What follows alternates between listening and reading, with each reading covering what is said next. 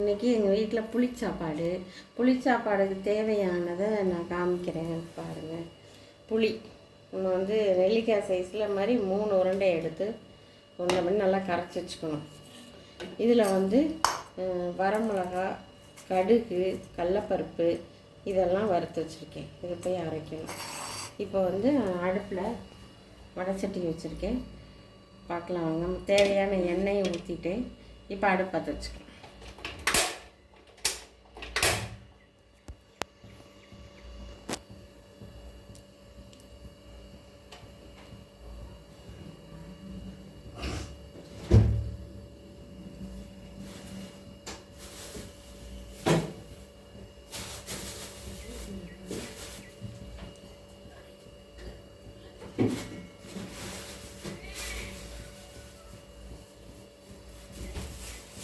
எண்ணெய் காஞ்சதும் கடுகு போட்டுக்கலாம்.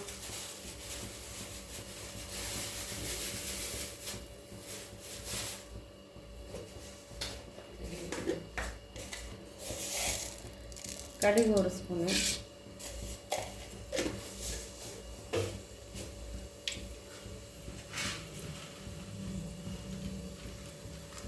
கடலப்பருப்பு, தாளிக்கிற கடலப்பருப்பு. கடுகு வெடிச்சோடனே இந்த கடலப்பருப்பு போடும். நல்லா வெடிச்சிட்டு இப்போ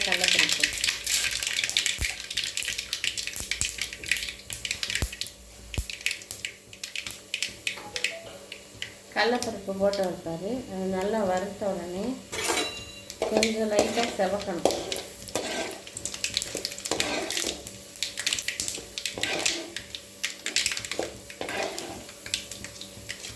செவந்துருச்சு.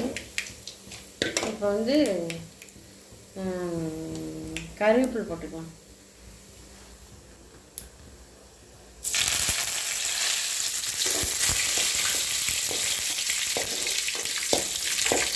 கருவேப்பிலை போட்டு நம்ம கரைச்சி வச்ச புளி ஊற்றிக்கலாம்.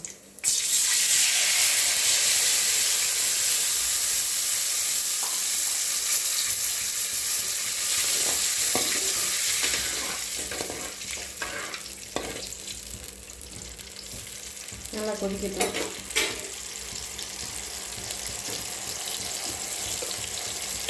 அரை ஸ்பூன் மஞ்சள் தூள் போட்டுக்குவோம்.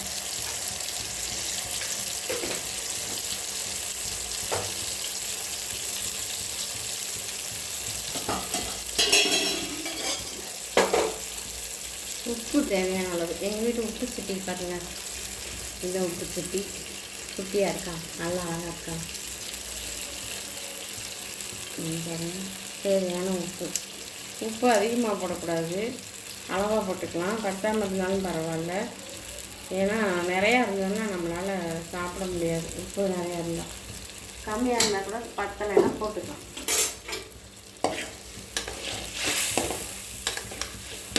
இது நல்லா கொதிச்சு வரட்டும். இப்போ நம்ம வறுத்து எடுத்து வச்ச மிளகாய், கடலப்பருப்பு, கடுகு இதெல்லாம் அரைச்சிட்டு வந்துடுவோம். அரைச்சிக்கலாம்.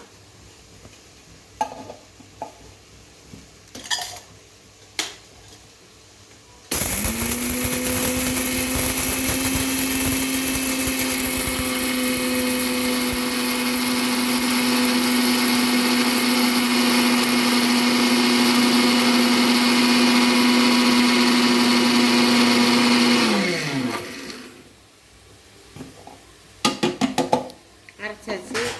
தண்ணி நல்லா பொடியாயிடுச்சு.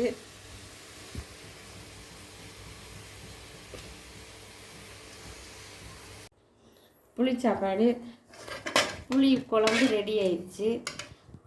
இந்த பொடி ரெடி ஆயிடுச்சு. சாப்பாடு ரெடி ஆயிடுச்சு. இப்போ பெருங்காயத்தூள் போட்டுக்கலாம்.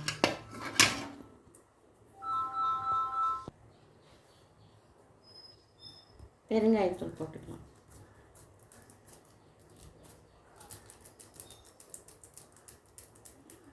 பெருங்காயத்தூள் போட்டாச்சு. இப்போ இதில் சாப்பாடு போட்டு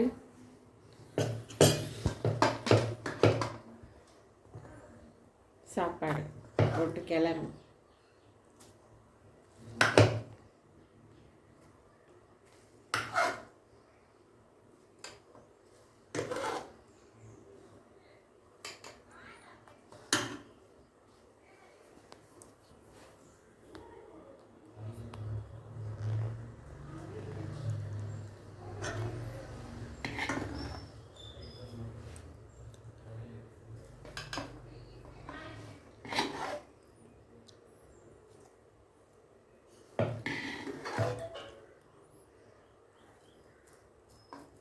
இந்த சாப்பாடை அந்த பக்கம் எடுத்து வச்சிடலாம்.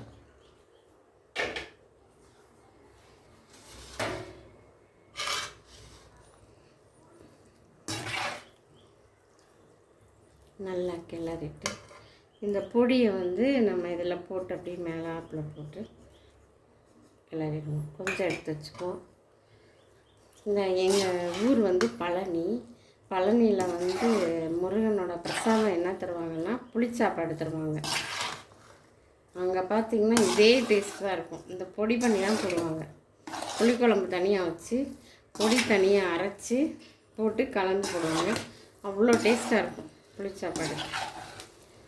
நம்ம என்ன தான் செஞ்சாலும் முருகனோட பிரசாதம் தானே ரொம்ப சிறந்தது. அது மாதிரி இருக்கும். இன்றைக்கி நான் செஞ்சுருக்கேன் புளிச்சாப்பாடு நல்லா.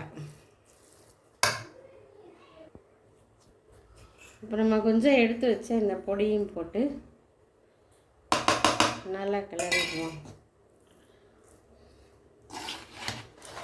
புளியோதரை ரெடி ஆயிருச்சு.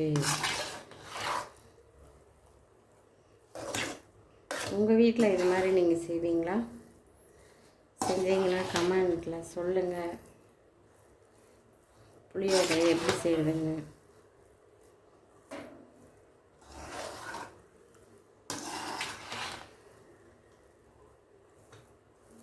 இந்த பொடியெல்லாம் நல்லா அப்படி கலங்கணும். அப்போ தான் வந்து நல்லா செட் ஆகும். பார்க்கவே நல்லா கலர்ஃபுல்லாக இருக்குது பாருங்கள்.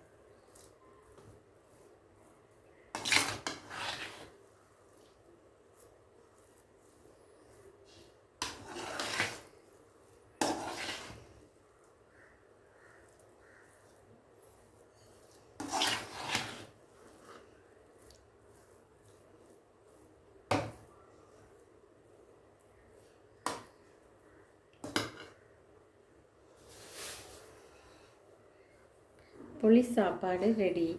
வாங்க சாப்பிடலாம். நல்லா இருந்தால் லைக் பண்ணுங்கள், ஷேர் பண்ணுங்கள், கமெண்ட் பண்ணுங்கள், சப்ஸ்கிரைப் பண்ணுங்கள். எங்கள் ஊர் பழனி, அந்த ஊர் முருகனோட புளியோதரை ரெடி ஆயிடுச்சு.